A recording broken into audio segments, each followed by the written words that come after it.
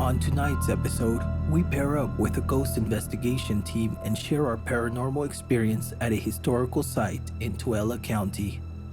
Said to be full of entities that have stayed in limbo, dating as far back as the mid-1850s. This area contains historical structures relocated from all over the valley, such as pioneer cabins, a blacksmith workshop, and multiple barn houses. What we captured was truly chilling. So remember to turn down the lights, sit back, and tune in to this paranormal encounter.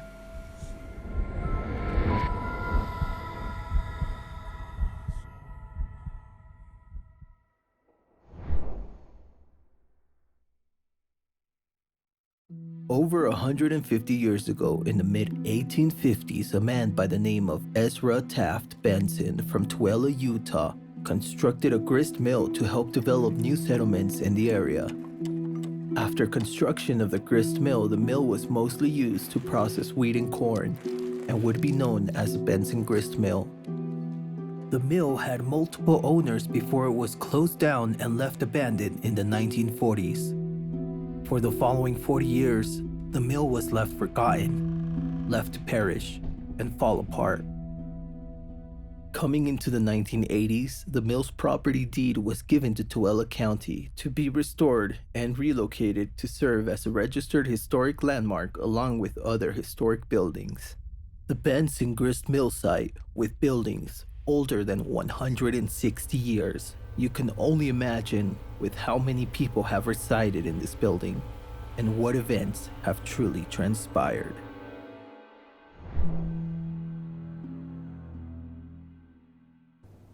Having in mind that my team and I had no prior paranormal investigation experience, we planned to pair up with some of the local paranormal experts to investigate the site. They had brought equipment to communicate with the entities via abnormal electrical wave detectors, devices that would trigger LED lights with vibration, and a spirit speaker that would amplify certain frequencies that are too light to hear by the human ear and convert them to audible phrases.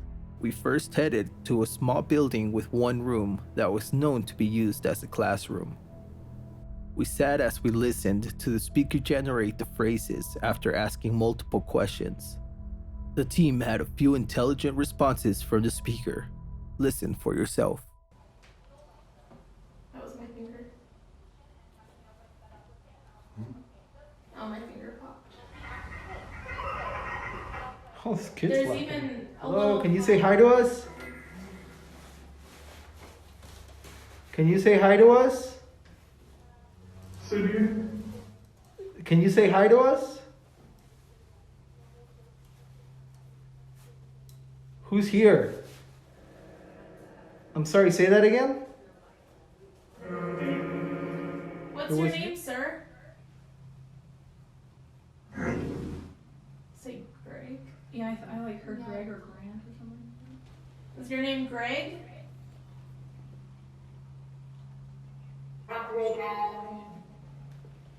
Abraham?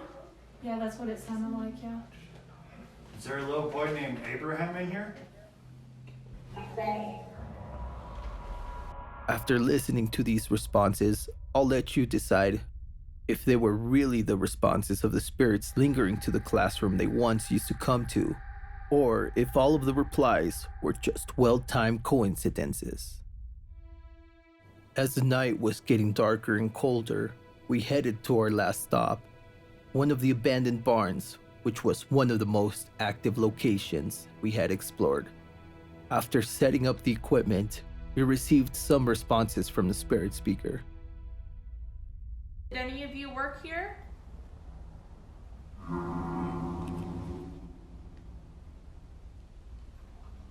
Searching, is what I thought it said.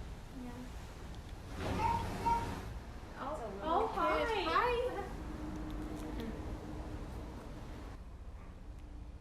Do you like that you can hear yourself?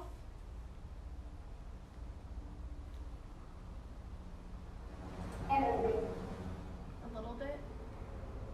About an hour into the session, we heard clear, loud, consecutive footsteps on the second level of the barn.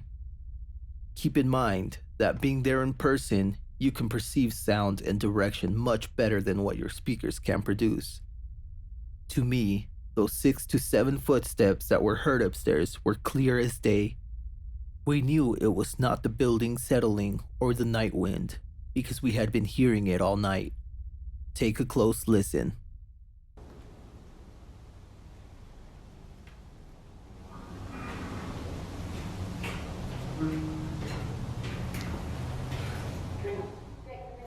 Alright, you guys heard that, right? Yeah, that's totally walking. That was The Benson Grist Mill site investigation came to an end and was a place not to take lightly when spending the night at the site. There was definitely a very heavy energy throughout the site. If the walls could talk, I could only imagine what stories they had to tell.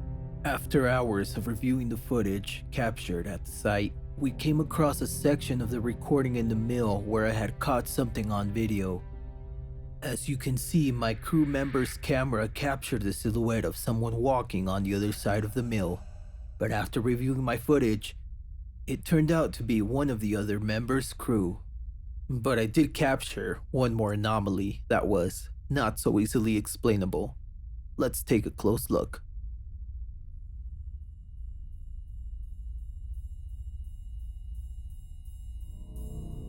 Did you notice it?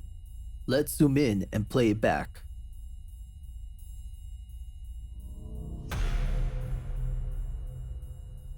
Let me tell you what I'm seeing. What I'm seeing is someone's head peeping up from just behind the wooden fence. It doesn't appear to look like a video compression problem, and it's too odd to be a lighting shadow effect as I pan the camera. I'll let you decide what that is. Thanks for watching. Please subscribe to my YouTube channel for more paranormal videos, and follow me on Instagram or Facebook at Paranormal Encounters WLM for more updates.